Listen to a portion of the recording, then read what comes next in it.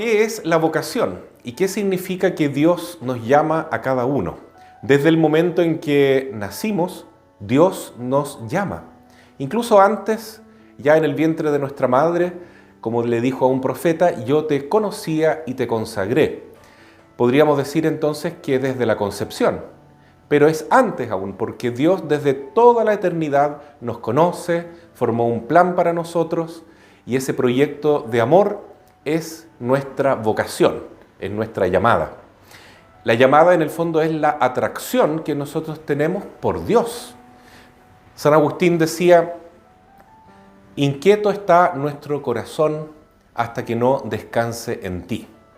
Porque Dios, tú nos creaste para ti. Entonces, eso es la llamada. Desde el momento en que Dios nos crea, la misma creación, el mismo ser que nosotros recibimos, es una llamada. Es como un impulso que tenemos hacia Dios. No siempre nos damos cuenta de eso. Es una alegría y es una gracia muy grande, finalmente, reconocer que ese deseo de felicidad, de amor, de plenitud que todos tenemos, es en el fondo de encuentro con Dios. De todas maneras, el amor de Dios se va dando de forma gradual. En el oratorio mariano decimos en forma odológica, paso a paso. Por ejemplo, cuando nosotros conocemos el llamado de Dios, primero iniciamos un proceso de autoeducación. Eso significa poco a poco que la llamada es dejar los vicios, dejar las malas costumbres, dejar tal vez la masa, las amistades que nos hacen daño, porque todo eso no nos ayuda a ir al encuentro del Señor, a este amor inmenso que nos llama. Cuando entramos al oratorio, la Madre nos acoge. Sentimos el cobijamiento de la Virgen, ¿no? Como vemos acá esta imagen, el niño que está en los brazos de María, es lo primero que siente una persona cuando tiene en general una relación de primer encuentro con la Iglesia. Nos sentimos muy acogidos. Dios nos llama con su Espíritu Santo y particularmente a través de nuestra Madre, la Virgen. San José, por supuesto, también interviene y nos llama, nos acoge, nos recibe. Aquí ven ustedes que San José también está con el niño en los brazos, porque Él nos ama mucho, a todos nosotros. Todos nosotros somos su niño, desde el momento del bautismo, ¿no? El bautismo también es una llamada profunda, porque pasamos a ser hijos de Dios, pasamos a ser miembros de la Iglesia. Tenemos una nueva llamada que es vivir en esta gran familia que es el pueblo de Dios, las ovejitas del buen pastor. Y también se nos borra el pecado original. Cada vez que nos confesamos también se como que aclara nuestra vista espiritual y vemos mejor la llamada. Dios es nuestra meta, es nuestra fuente, de Él provenimos, pero también es nuestro punto de llegada. Hacia Él vamos.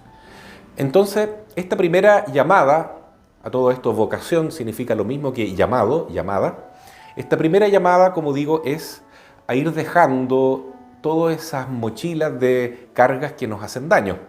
Nuestros vicios, nuestra rabia, nuestro orgullo, la lujuria, la gula, la envidia, la flojera, el egoísmo, el odio, el rencor. Todas esas cosas no nos ayudan, entonces tenemos que ir despegándonos de todo eso que nos hace daño y que nos atrasa en este camino de encuentro con el Señor. A eso le llamamos autoeducación. En la mística antigua, San Juan de la Cruz, Santa Teresa de Ávila, por ejemplo, dos grandes santos españoles, decían que se trataba de una vía purgativa. Es como vivir el purgatorio acá en la tierra. Purgatorio significa purificación, significa ir como sacando la maleza, las piedras, las espinas del terreno que está en nuestra alma para dejarlo totalmente disponible para recibir la semilla de Dios.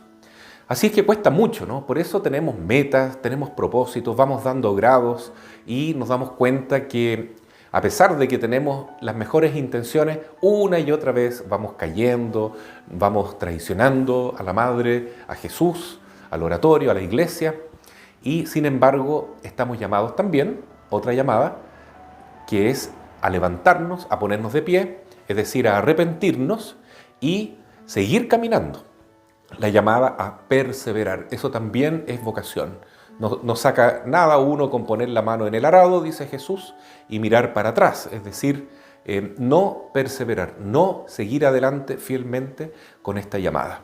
Aunque cueste mucho, aunque yo tenga a veces tiempo en que me distancio del Señor, como que no tomo en cuenta la vida espiritual, como que la masa, las costumbres de las personas que me rodean, mis amistades, entre comillas, me arrastran y me alejan de este camino.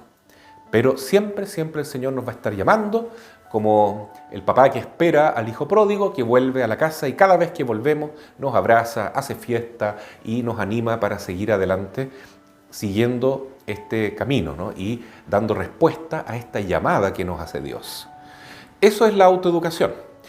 Pero cuando perseveramos en la autoeducación, puede ser que pasemos a otra etapa que es maravillosa, que se llama la santidad. Eso también es un gran desafío en nuestro oratorio y en toda la iglesia, porque Jesús le dice a todos los cristianos en el fondo, ¿no? A todos los que lo siguen, sean santos como su Padre Celestial es santo, sean perfectos. ¿Pero qué significa la perfección? Significa no cometer ningún error, significa nunca pecar. Lamentablemente todos pecamos siempre, ¿no? La perfección a la cual nos llama Jesús es aquella que nos indica justamente Santa Teresita del Niño Jesús, que se celebra el 1 de octubre. ¿Qué decía Santa Teresita del Niño Jesús? Que la confianza amorosa significa que vamos a abandonarnos completamente en Dios. Y esa es la principal llamada. La santidad significa poner toda nuestra esperanza en el Señor. Si bien es cierto, el primer impulso que nosotros tenemos en la vida espiritual es la fe. Incluso la carta a los Romanos dice que el justo se salva por la fe, y la fe significa que yo creo que la Madre está en el oratorio, yo creo que ella me está llamando, yo creo que puedo cambiar de vida, yo creo que la Madre de la mano me está llevando a Jesús y que Jesús es lo mejor que me puede pasar, unirme al Señor. Eso es fe, es querer seguir a Jesús. Y Jesús no puede hacer ningún milagro, no puede operar ningún cambio en nuestra vida si nosotros no tenemos fe. Fíjense lo que dice en el Evangelio. Todas las veces que Jesús hace un milagro, dice, muy bien, tu fe te ha salvado. Hija o hijo, grande es tu fe. Ándate en paz. Ahora tienes lo que tú pedías. La salud para ti, o para tu hijo, o para tu siervo, o sea cual sea el milagro que nosotros le pedimos al Señor, es la fe lo que debe encontrar Él en nosotros. Y el principal milagro de todos, por supuesto, es nuestro cambio de vida. Es que nosotros podamos responder a esta llamada que nos hace Jesús, que nos hace el Padre Dios y que nos mueve a ir hacia Él por medio del Espíritu Santo, que es el amor de Dios. Todas estas gracias vienen, por supuesto, por medio de María, que es la medianera de todas las gracias que recibimos. También es nuestra abogada, es la que nos defiende, nos protege y también, por supuesto, es corredentora. Ella se la juega, ¿no es cierto?, para sufrir junto a Jesús, porque ella quiere nuestro bien. Entonces, la santidad es vivir en Dios, iluminados por Dios, ¿ya? La vía iluminativa que decía San Juan de la Cruz es ya darnos cuenta plenamente que no podemos confiar en nosotros mismos. Como decía Santa Teresita del Niño Jesús, mi confianza es solamente en Jesús, en Dios, en mi Padre Celestial. Y si no pongo la confianza en mí mismo es porque me transformo en un niño, como decía Jesús. Para llegar al reino de los cielos hay que volverse niño, porque el niño es el que depende de Dios, es el que depende de su Padre Celestial o de la Madre, o también podemos decir nosotros de San José. No dependemos de nosotros mismos, no somos autosuficientes, ¿ya? No pongo mi yo como lo más importante en mi vida, sino que pongo a Jesús.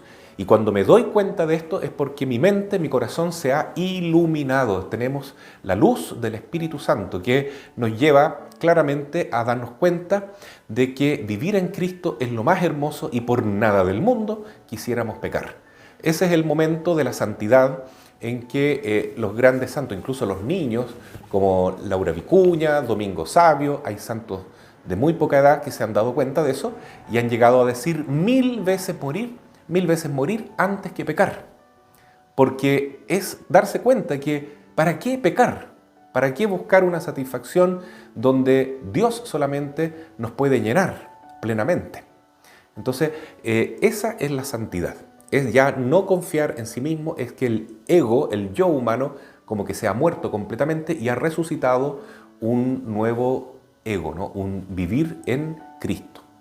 Eso lo decía San Pablo. Ya no vivo yo, sino Cristo vive en mí. Entonces ya no es mi yo, sino Jesús, la madre, el centro de mi vida. Ese es el momento de la santidad. El desafío de la santidad es tan importante que el padre Sergio decía que el verdadero momento de la fundación del Oratorio Mariano fue en el segundo desafío de la santidad, que se celebra el 3 de noviembre de 1972. Así es que vamos a darnos cuenta que esta es la llamada principal, la vocación que Dios nos hace a todos y a cada uno es a la santidad, ser santos.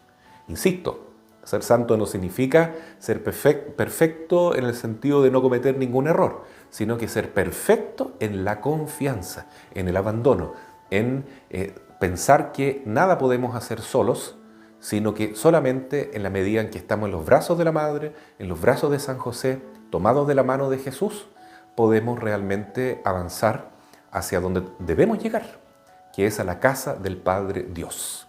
Y ya en este mundo vamos haciendo un camino de santidad, porque vamos sembrando la palabra de Dios con nuestro ejemplo, con nuestro amor, con nuestro testimonio de vida. Pero aún queda una llamada muy importante, ¿no? Que es la cruz. Porque también los santos místicos decían que la vía purgativa, que en el oratorio llamamos autoeducación, o la vía iluminativa, que nosotros reconocemos como la llamada a la santidad, tiene una gran meta, es como un medio para llegar a una finalidad suprema en la vida espiritual, que es la cruz. Poco se habla del desafío de la cruz, a veces, ¿no? Pero este es sumamente importante.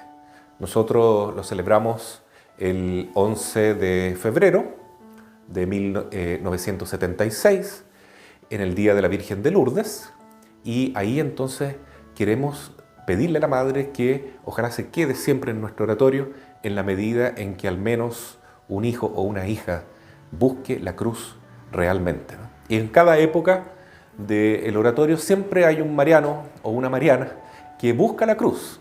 En la época de Bernardita Correa, ciertamente era ella, que tenía esa leucemia terrible y que decía siempre, hemos descubierto que el dolor redime. Hemos descubierto que el dolor redime. Y ofrecía esos dolores de su enfermedad por la salvación y la conversión de sus parientes. Especialmente uno que era alcohólico, por el cual ella rezaba mucho y que logró su conversión, gracias a ese tremendo dolor con el cual ella se unió a la pasión de Cristo. Poco tiempo después tuvimos la vida de Rubén Cárcamo, que lo mismo, tuvo leucemia y fue un joven capitán de 15 años porque murió a esa edad, murió de leucemia, pero no sin antes haber dejado varios años de buenos ejemplos, de santidad, de alegría, de tomar la cruz, de vivir con gallardía, con valentía, con gozo ese sufrimiento porque sabía que se estaba uniendo cada vez más a Jesús. Y así, en cada época tiene que haber alguien que toma la cruz, porque si no, nuestra Madre no estaría en el oratorio. Y yo he escuchado que hay personas que verdaderamente toman la cruz, que a veces tienen trabajos que les cuesta mucho asumir, a veces tienen que pasar pruebas tremendas con su marido, con su esposa, con sus hijos, o distintas pruebas, enfermedades, dificultades internas, pruebas, debilidades, incluso que tenemos que pueden ser grandes cruces, pero que cuando se asumen con alegría, con amor, nos sirven mucho para unirnos al crucificado. Una vez una hermana religiosa me dijo que tenía mucho miedo a la cruz, que hasta la santidad le gustaba este llamado, pero el llamado a la vocación a la cruz era un poco difícil de asumir, ¿no? Y entonces en ese momento el Espíritu Santo me iluminó para decirle algo que a mí también me ayudó mucho, Entonces, hermana, no busquemos la cruz, busquemos al crucificado. Busquemos abrazarnos al crucificado que es Jesús. Eso sí me gusta, dijo ella. Eso yo lo puedo aceptar, feliz de la vida, de ahora en adelante quiero unirme al crucificado. Porque es así. La única manera de unirnos a Cristo de verdad en este mundo es la cruz. En el cielo no hay posibilidad de sufrir.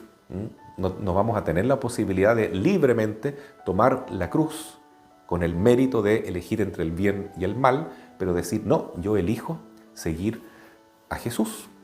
Hoy en día, por ejemplo, tomar la cruz en el matrimonio significa elegir los métodos naturales, el método de Billings para planificar la familia, que puede ser tanto para tener hijos como para ir postergando la llegada de los hijos, pero siempre abierto a la vida. Entonces, conocer los métodos naturales y aceptarlos dentro del matrimonio es una forma de vivir la vocación a la santidad dentro de la familia. Porque el método natural implica renuncia, implica también un poco de penitencia, y en ese tiempo de abstinencia, por ejemplo, si se ha decidido postergar la llegada de los hijos, con la gracia de Dios, ¿no es cierto? Siempre esta decisión es con Dios. Eso significa que en ese tiempo de abstinencia, que dura como 10 días en la fertilidad de la mujer, la pareja tiene que quererse de otra manera. No solamente con esa expresión sexual, sino que como pololeando. Y eso significa buscarse nuevamente, desarrollar esa amistad que a lo mejor en los primeros años era mucho más fluida, la comunicación, los brillitos de salir con la pareja, con la esposa, con el esposo, a hacer algo bonito entre los dos, quererse, amarse, mucha comunicación, hablar todos los problemas, perdonarse siempre, y hay que volver a perdonarse porque siempre nos estamos hiriendo el uno al otro. Entonces ahí nos damos cuenta que la cruz en el fondo es sinónimo de amor, es puro amor. No amor como le entiende el mundo, ¿no? Que amar a otra persona significa en el fondo querer darse gusto con ella. Pero eso no es el verdadero amor según la Biblia. En la Biblia, Primera de Juan, capítulo 4, versículo 8, dice que Dios es amor. Entonces la vocación nuestra es al amor, porque estamos llamados a unirnos con Dios. Pero vivir el amor en la práctica para nosotros significa buscar el bien de las personas que amamos. Y eso significa entonces renuncia, sacrificio, tomar la cruz. Una vez que llegan los hijos, también los papás tienen que tomar esa cruz, que significa postergar sus propios intereses, sus propias salidas, sus propios gustitos, para volcarse completamente al bienestar de los hijos y ayudarlos a salir adelante y formarlos y darles toda la atención que requieren. Es una cruz, pero es una cruz amada porque nos une a Dios. Es la forma de vivir la santidad dentro del matrimonio. En la vida religiosa o sacerdotal también el único sentido que tiene es unirse al crucificado. Si uno quiere ser sacerdote santo, simplemente no basta. Difícilmente va a perseverar en la vida del sacerdocio. Si uno quiere ser una monjita santa, simplemente no basta, no es suficiente. Difícilmente va a llegar hasta el final. ¿Qué es lo que se necesita entonces? Es amar la cruz. Por eso Jesús nos da esta vocación, este llamado tan grande en una forma condicional. Dice, si alguien quiere ser mi discípulo y no renuncia a todo, y no renuncia a sí mismo, y no carga su cruz, no puede seguirme. Para ser discípulo de Jesús, para estar cada vez más unido a Él, tenemos que tomar la cruz. ¿Y qué es eso? Reitero una vez más, es unirnos al corazón de Cristo. Ese corazón traspasado, lleno de espinas, lleno de amor, de entrega, que es una ofrenda permanente por nosotros, de perdón, de paciencia, de cariño, de sabiduría, que se dona siempre y siempre y siempre. A ese corazón tenemos que unirnos para hacernos semejantes a Él. Y la mejor manera de unirnos a Cristo crucificado es por medio de María. Por eso San Luis María Griñón de Montfort decía que este llamado, esta vocación, debemos vivirla si queremos de manera perfecta, de manera más corta, de manera más segura, de manera más hermosa, por medio de María. Porque María es la dulzura de todas nuestras cruces, decía San Luis María Griñón de Montfort. Y María es la que forma los santos, porque ella formó en su seno y en su alma al Hijo de Dios. Entonces también nosotros, si queremos unirnos a Cristo, asemejarnos a Él, vivir como Él, tenemos que acercarnos más y más a la Madre, hasta el punto de aceptar que ella nos vaya formando en su seno. Pero ¿cómo lo podemos hacer?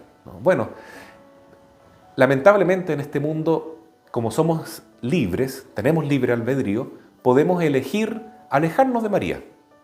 Cuando nos metemos en el mundo de la masa, ya nos metemos, por ejemplo, con la música diabólica, o nos metemos en el mundo de la droga, o de la pornografía, o nos metemos en todo lo que la masa va enseñando que está bueno, como la ideología de género, como tantas cosas que estamos viendo, ¿no? Como la ideología marxista, revolucionaria, que dice que para lograr objetivos hay que tener mucho odio, hay que usar la violencia, hay que usar la agresión.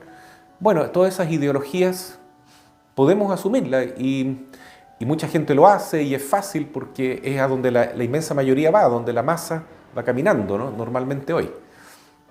Pero si elegimos ese camino, nos salimos del vientre materno, nos salimos del oratorio, nos salimos de la iglesia. Y entonces ya no nos podemos formar bien. Entonces, esta vida yo creo que es para eso. Cuando la Virgen le dice a San Juan Diego en Guadalupe, mira hijito, no te angusties, no tengas problemas, mira, yo estoy siempre a tu lado, tú estás siempre conmigo porque tú eres el más pequeño de mis hijos. ¿No sabes tú que yo te llevo en mi vientre? Es fantástico, ¿no? Entonces, en la medida que nosotros buscamos dar respuesta a este llamado, a esta vocación, por la fe, la esperanza y el amor, por la autoeducación, la llamada a la santidad y la cruz, entonces quiere decir que estamos en el vientre de la Madre, estamos formándonos en ella. Y esto es algo muy misterioso porque es algo espiritual, es algo místico. Nosotros estamos en la vida diaria, podemos ir en el metro, podemos ir caminando por la calle, estamos en el colegio, estamos en el trabajo, en la universidad, no importa. Pero si estamos en la gracia de Dios, estamos también en el vientre santo, inmaculado de María. Y ella poco a poco nos va gestando, nos va formando para algún día darnos a luz en ese momento pleno que llamamos, ¿no es cierto?, la vida gloriosa, la vida eterna, el cielo. Pero ya desde ahora se va dando esa vida divina en nosotros si nos unimos a la Madre. Ya desde ahora se pueden ir notando frutos de santidad, frutos de que estamos realmente encontrándonos y uniéndonos a Jesús más y más. Entonces, ese es el llamado general que todos tenemos. Es la vocación a unirnos con Dios, a ser uno con Dios, a ser santos. Nadie puede ser santo sin la ayuda de Dios, porque Dios solamente es santo. Nadie puede ser hijo de Dios si Jesús no lo quiere, porque solo Jesús es el Hijo de Dios. Nadie puede salir de este pozo de pecado, de oscuridad y de muerte en el que nos encontramos, si es que no nos unimos al brazo de Cristo, buen pastor, si es que no tomamos la mano de María para que nos vaya sacando de este pozo oscuro del pecado y de la muerte espiritual. Pero Dios nos quiere hacer participar de eso. Esa es la llamada justamente. Quiere que participemos de su santidad, que participemos de su vida divina, que participemos de esta realidad de ser hijos de Dios. No hay llamada más bonita que esa. Por eso entonces la llamada es para todos la misma. Ser santos, unirnos a Dios, tomar la cruz, estar viviendo en Cristo. Pero a cada uno en particular se le va a ir dando una vocación muy específica, ¿no? A algunos los llama en el matrimonio y dentro del matrimonio una llamada especial, con una pareja especial. a otros los llama al sacerdocio o a la vida religiosa, pero con una llamada, una vocación particular. Entonces, todos tenemos una misión única en la vida, en el sentido de que si nosotros no la cumplimos, nadie la va a poder realizar en nuestro nombre. Y simplemente ese plan va a quedar fallido en la mente de Dios, porque Él desea desde toda la eternidad que nosotros cumplamos su voluntad. Es decir, que nos apropiemos de ese proyecto amoroso de vida que Él pensó para nosotros.